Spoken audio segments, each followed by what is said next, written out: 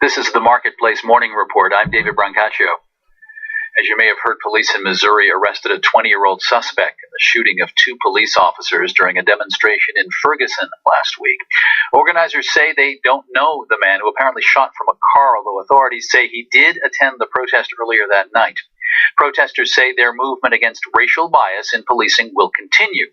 Cities across the country have paid out a lot of money amid police misconduct lawsuits. Chicago, for one, paid out more than $500 million over a 10-year stretch. However, many cities have not taken a step that seems like common sense, looking for data that could help them avoid the problems that lead to lawsuits. Marketplace's Dan Weissman reports.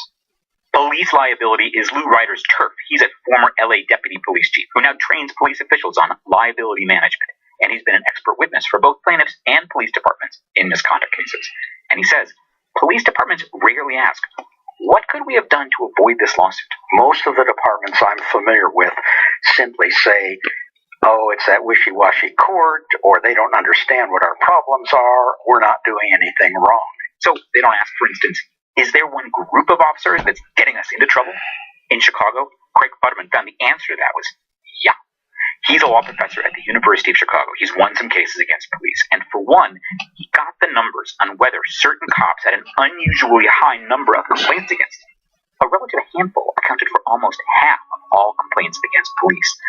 And they were almost never disciplined. There's a small percent who've been allowed to just do this with darn near impunity despite the bills racking up. And the Chicago Police Department had never run the numbers to identify those officers.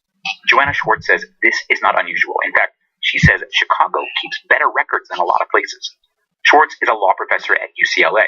She asked 140 law enforcement agencies, including 70 of the biggest ones, for information about police misconduct cases. A common answer? We don't know.